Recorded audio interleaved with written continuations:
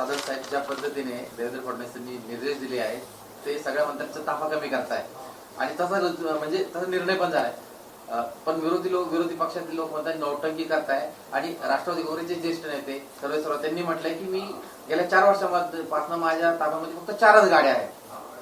बघा, मी तुम्हाला एक सांगतो, न्यूटननी जेव्हा सिद्धांत मांडला होता गुरुत्वाकर्षणाचा त्यावेळेस सगळे जण न्यूटनला विचारात घेत नव्हते. अरे हे काय म्हणत होते. परंतु आज मोदीजीनं तुम्हाला सांगतो, ज्या प्रकारे कन्याकुमारीपासून काश्मीरपर्यंत रस्ते बघितले असतील किंवा टनल्स बघितले असतील, काल आपलं मिसिंग लिंक देवेंद्रजींच्या काळातली बघितलं असेल, देवेंद्रजींमुळे मिसिंग लिंक बघितलं असेल, देवेंद्रजीमुळे मिसिंग लिंकचा बोगदा बघितला असेल, हे सगळ्या गोष्टी ज्या आहेत ह्या विचार करायला भाग पडणार आहेत. या देशाची प्रगतीचा भाग आहेत.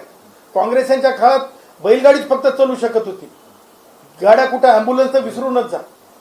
त्यामुळं मला असं म्हणायचंय की विरोधक काय म्हणतात हे न्यूटनच्या सिद्धांताला जसं त्यावेळेस लोक नाव ठेवायचे तसा प्रकार आहे. आणि त्यामुळं विरोधकांवर डेमोक्रेसीमध्ये त्यांच्याजवळ बिचाऱ्यांजवळ काहीच नाही, तर ते काहीतरी म्हणजे तोंडसुख घेतात. त्या तोंडसुखाला महत्व नाही. परंतु मला आज जोडून एक गोष्ट सांगायची आहे की काल झिशान सिद्दीकी आमदार यांनी नवनिर्वाचित विधान परिषदेचे आमदार त्यांनी इंग्रजीमध्ये शपथ घेतली आणि मनसेनी टीका केली. मला मनसेला हे विचारायचं आहे, तुमच्या नाकासमोर जेव्हा जावेद अख्तर साहेब येऊन हिंदीमध्ये भाषण करतात तेव्हा ते तुम्हाला दिसत नाही की कानाला तुमच्या ऐकू येत नाही. माननीय जावेद अख्तर साहेब येतात, ते तुमच्या डोळ्यासमोर नाकासमोर हिंदीत भाषण करतात तेव्हा ते तुम्हाला दिसत नाही की ऐकायला येत नाही.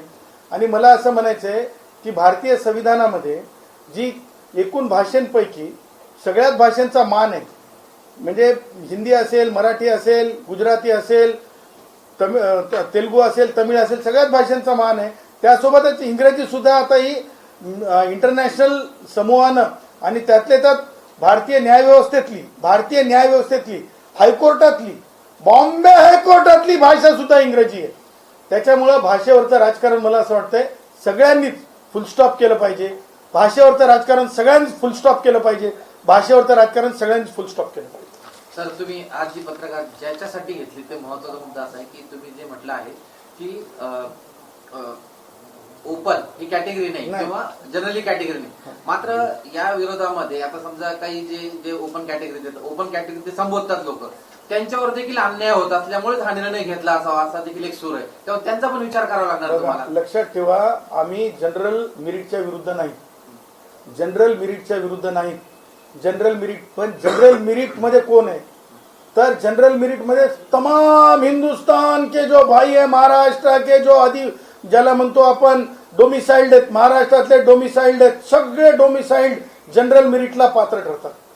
मग ज्या वेळेस रूल मध्येच नाही तर सर्क्युलर मध्ये आणि जीआर मध्ये येऊ शकत नाही. आणि तुम्हाला सांगतो जनरल मध्ये आज कुणबी मराठा भाऊ आला जनरल मधून, आज मागासवर्गीयामध्ये. आज मला सांगा, कुणबी मराठा भावाला तुम्हाला एज रिलॅक्सेशन द्यायचं नाही का? आज कुणबी मराठा भावाला माझ्या कुणबी मराठा भावाला तुम्हाला एज रिलॅक्सेशन द्यायचं नाही का?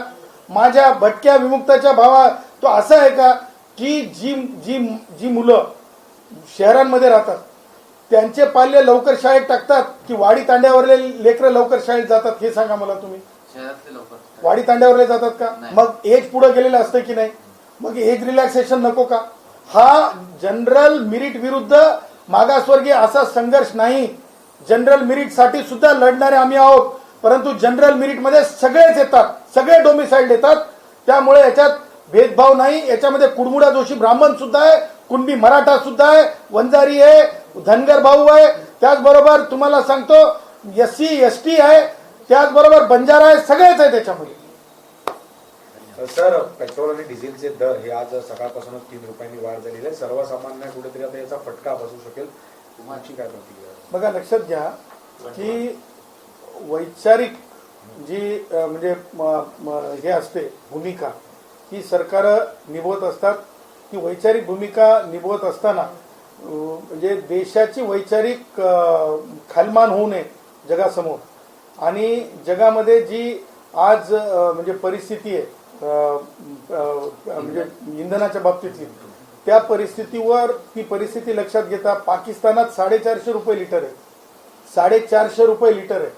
त्याच्यामुळं आजही आपली मान ताठ आहे आणि आपण खारीचा वाटा आणि जर समजा देशात म्हणजे युद्धजन्य म्हणजे जगामध्ये युद्धजन्य परिस्थिती असेल तर देशाने सुद्धा आपली तयारी ठेवलीच पाहिजे. आणि मला असं वाटतंय की एक मन आहे आमच्या गुराखी साहित्यामध्ये, सश्याच्या शिकारीला जाताना वाघाचं कडासन नसलं पाहिजे. म्हणजे माहीत नसतंय की पुढं ससा आहे की वाघ आहे, त्याच्यामुळे सश्याच्या शिकारीला जाताना वाघाचं कडासन असलं पाहिजे, म्हणजे वाघाशी लढण्याची तयारी असली पाहिजे.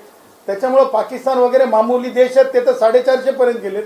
आज आपल्याला अमेरिका आणि मिडल ईस्टवाल्यांसोबत सुद्धा म्हणजे किती लांब पल्ला गाठायचा आहे, त्या लांब पल्ल्याच्या आधारावर जर आपण अगोदरच आपली तयारी ठेवत असू तर मला असं वाटतंय की या बाबतीला आपण म्हणजे टार्गेट किंवा या बाबतीला आपण स्टंट करून पाहण्यापेक्षा आपण ह्या बाबतीला युद्धजन्य जागतिक परिस्थितीच्या आधारावर आपण तयारीत राहिलं पाहिजे असं मला म्हणजे आवर्जून सांगायचं. म्हणजे तुम्हाला इंडायरेक्टली असं सांगायचं की 2-3 रुपयाची जड नागरिकांनी सोचली पाहिजे आपल्या देशहितासाठी. मला असं वाटतंय की ही काही काळापुरती असू शकते, ही कालनिरूप लक्षात ठेवा, कायमस्वरूप असेल असं मला वाटत नाही.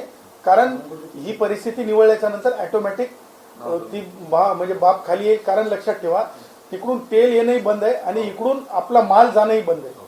जेव्हा आपली फळभाज्या जेव्हा बंद झाल्या दुबईला जाणं, अल्टिमेटली इकॉनॉमीवर परिणाम होतेच, दळणवळणावर परिणाम होते. सगळ्या या गोष्टी लक्षात घेता मला असं वाटतं की परिस्थिती सापेक्ष आहे. परिस्थिती बदलल्याच्या नंतर हे पुन्हा मागे घेतलं जाईल, नाही घेतलं तर आपलं सरकार आहे, आपण सरकारांना आपल्या सरकारांना आपण आवर्जून आवाज देऊ शकतो, आपण भांडू शकतो आणि आपण ते हे आहे ते कमी करू शकतो.